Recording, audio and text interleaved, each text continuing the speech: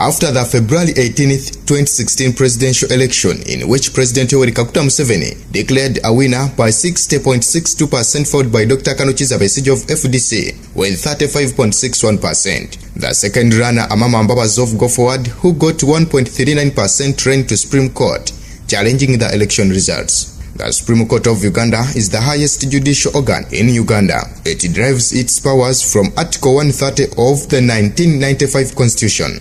It is majorly an appeal court with original jurisdiction in a few cases like presidential election petition. Mr. Mbabazi cited that election was conducted without compliance with the provisions and the principles of Presidential Elections Act 2000. Plus, several illegal practices and electoral offences were committed by Mr. Yoweri Kaguta Museveni either personally or with his knowledge and consent or approval. Just like Dr. Besigye in 2001, 2006 and 2011, Mbabazi also lost the petition. The court ruled that Mbabazi's legal team failed to provide enough evidence to support the claims. The petition was dismissed by the country's Supreme Court on 31st March 2016, ruling that evidence was not enough despite the opposition forwarding evidence showing widespread irregularities. The judgment was made by 9 justices and the head of the Supreme Court, Bat Katurebe, read out the ruling. The dismissal of the petition attracted different reaction from legal and political experts. Dr. Kakuba Sultan, a PhD holder in political science and a senior lecturer at IUIU, said the court didn't consider the breaking through lawyers' chambers while dismissing the petition. Is that the raiding of Mbabazi's lawyer offices had a big stake in trying to destroy the evidences possibly which they could have had. This one brings in a lot of doubt that possibly may be the evidence which the lawyers had was stolen. So there is a possibility on that account that they lost out. And we cannot rule out that, some people were behind it trying to destroy evidence.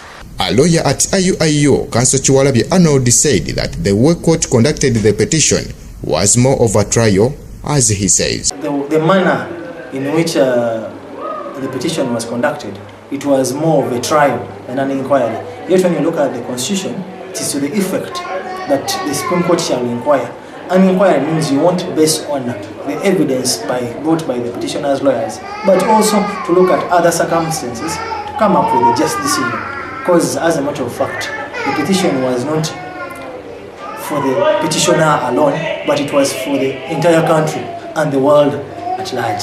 So maybe to conclude on that, as far as Uganda's jurisprudence is concerned, that decision formed the landmark decision that you cannot sue the Attorney General. It is only the president, the candidate, and the electoral body. However, Mr. Maria Mungu Habibu, also a lecturer at IUIU in the Department of Political Science, with a court rule of the evidence being not enough. There could be questions. Was it an issue of incompetency? Was it an issue of low level of democratic development or growth in this country? Or was it a question of that Mbabazi and his lawyers were incapable of organizing, sufficient evidence that will result to the decision they want, or there was no substantive evidence, all right, that possibly made the court to take the decision it took. And actually you will realize that the ruling was unanimous. And to the best of my understanding, that evidence supports the decision individual judges make, and the entire decision of the court is also influenced by the substantive amount of the evidence.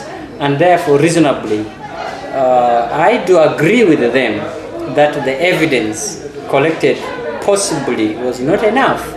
But all in all, petitioner Mr. Amama Mbabazi agreed with the ruling court, putting the blame on weak laws in constitution, which he said that was part of its designers.